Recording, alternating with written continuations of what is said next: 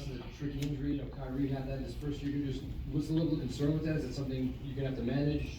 Potential off-season surgery, et cetera? No, just something we had to put in the database just to for clarity for the group.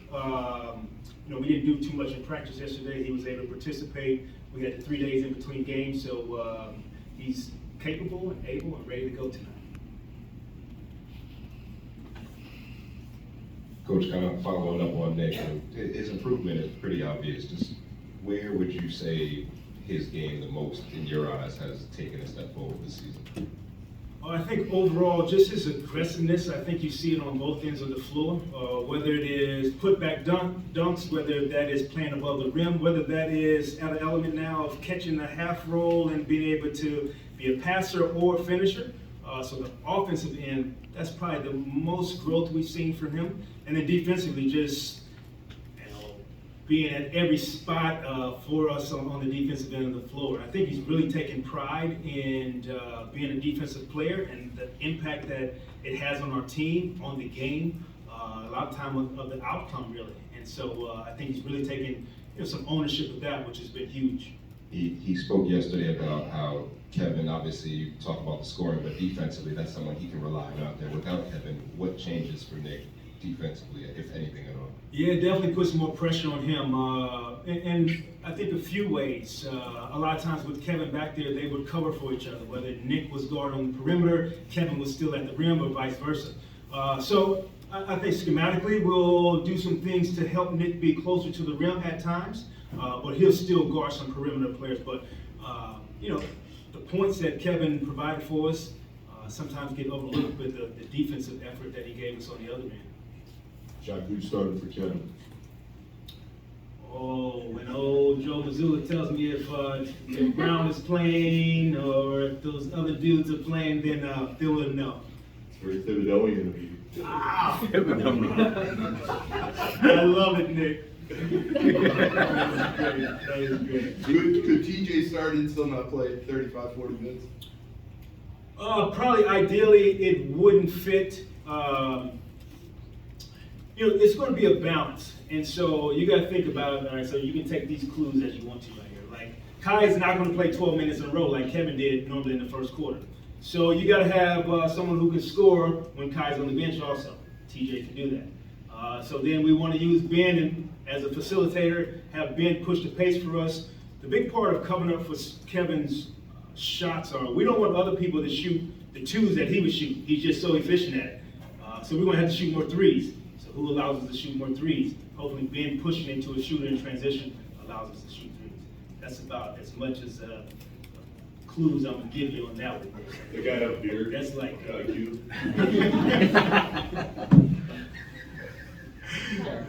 Hi, Coach. I hope you don't mind indulging just a Celtics question, just to, an impression of where they are right now as they come, Jayson and Jaylen, and kind of just that challenge where you kind of sense they are at right now. Yeah, number one in the league for a reason. I think you see them have the ability to really score the basketball. And what gets overlooked is early in the year they were shooting out, lights out from three. Everyone was. Took a little break from that. Now those guys are producing. But I think you forget about the drive ability of Brogdon and White and the periphery players that don't get as much attention as Tatum and Brown do. Tatum and Brown have definitely shown their ability to score the basketball, to facilitate, to draw fouls, and it's on a nightly basis. I mean, you turn the page and one has 40, one has 30, and vice versa, and it's becoming normal, which used to be abnormal. And so it's pretty cool to see them take that ownership of the team, for them to show growth as an organization, and those dudes are still leading. Should I have gotten it on the first clue, because I'm still a little stumped? Yeah, you're going to have to dig deep on that one. What's your just feeling on starting off with a team like the Celtics on the first game without Kevin? Would you have liked to start with maybe a little easier team to kind of figure things out, or just sort of, we got to play whoever it is and let's just go with it? Yeah, it's really been our mentality is whoever is next on the schedule. So, it just so happens it's, the number one team in the league right now. So great challenge for us. I think it puts us in a great mental state that we know if we're not prepared, we'll get embarrassed. If we know if we don't have maximum effort, we'll get embarrassed. If we don't play harder than the dude that's next to you, you'll get embarrassed. So great, and entrance into the Kevin-less games that we'll play. So I'm excited to see our group compete. Jacque, going back to two of your earlier answers, twofold. One, on offense, you have two guys that, for lack of a better term, make bad shots look good. I mean, KD and Kyrie make shots that humanly they shouldn't be making at that kind of rate. Do you have to change the shot profile that you're looking for when you're out, whatever, 2, 3, 4 weeks, whatever it is, without Kevin? And then defensively, do you switch less without Kevin? Yeah, we'll have to maximize. So let's talk the offensive piece. We'll have to maximize the shots that we take. Do we want to shoot more threes? Probably from the individuals who are high-level three-point shooters. Yes. So that goes back to Ben again, creating shots for other guys. Our ability to drive and kick a little bit more. Kevin has the incredible ability to turn some ugly possessions into pretty-looking possessions because of his ability to shoot the basketball. We'll have to get away from turning the basketball over a little bit.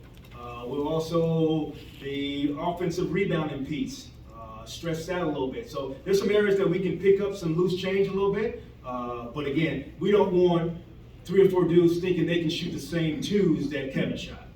And then the defensive piece, we'll scheme a little bit differently. We'll still, 90% of the time be who we are. We have some, some buttons to press escape a little bit when we need to. But you'll see a little bit more variety probably on the defensive end of the floor for sure. Howard? Jacque, when you go from having this nice 1-2 punch of 2 guys who can basically manufacture offense out of thin air to just one of them, what's the right balance then for Kyrie in terms of scoring, trying to take on more of the load without KD? How much of that do you want him to do? How much do you want him to still try to find the right balance between scoring and playmaking? Yeah, great question, Howard. And really we want to not put more pressure on Kyrie than he had 3 games ago. It's the same approach with this group. Is it going to be more of a, more discipline from the rest of the group to do things? Is Kevin bailed us out a lot of times. Bad possession ended up being a good possession. So we're going to have to be tighter on both ends of the floor, but no more pressure should be on 11. His ability to create double teams, which will happen, and create for other guys. His ability still to play one-on-one at times for us is going to be there. But nothing, we added nothing to the playbook yesterday to put any more on his plate. Coach, I basically have the same question, but for Ben, where does he fit in with Kevin out of the picture offensively? It's easy to say, okay, well, with Kevin out, you maybe want Ben to score more, but is that realistic, or what do you expect from him with no Kevin? Yeah, I think we all know Ben can impact the game without scoring, and so it puts an onus on him to really produce each possession on both ends of the floor. It's going to put more on him defensively. I think that's where you're going to ask more of him just because Kevin isn't there. So he's going to guard a perimeter guy. He's going to have to come over and try to be vertical and contest a shot at the rim where he might not have a week or 2 ago. So that part defensively, not going to ask him to score any more than he has. I think he loves facilitating. That's good for our group. Can he get Joe Harris another 3? Can he get Seth another 2 threes? Can he get Utah another corner tray ball to make up for the difference without changing the way he plays? So Nuggets added on his play also. We talked about him playing with force, so that continues throughout the course of the game. So no added scoring for him that I asked him of. Jacque, do you feel like how much better prepared, equipped are you guys to sustain this injury from KD than you were a year ago when he experienced something similar? Well, I'm looking forward to that. I mean, I'm excited about that challenge to see tonight. You can say you're prepared. I think we have a good group, a group that's ready for the challenge. I think the best thing about this group is we haven't, I told the group of not use excuses. There's no excuse tonight. We have able and capable bodies ready to play and compete, and we'll keep it as simple as that. We'll play hard and compete, and that'll be good enough. Close with Alex. I got 2 for you, Jacque. Open and close. Wow. Let's go. The Celtics just said Jaylen's out tonight. If you'd like to answer Nic's original question. I have receipts. So you want me to give my start, and then Joe can give his Well, start? you said you want to wait for Joe, he made the first move. But did he move his pawn, or was that a rook? Like, is he gonna tell me who's, Don't make it harder than it has to be. And then just as of this morning, you guys, I know you're not Sean, but as of this morning, you guys have an open roster spot. Do you know if feeling that's a priority or something imminent, or kind of be flexible with it for a while? Yeah, I think we're gonna be flexible. I love this group that we have. We'll miss Alonda's, definitely pull for him. Hopefully his career continues, and he was good for us. But I'll leave that open to Sean, and we'll continue to have discussions. But you know, I love this group, and Joe Harris will start.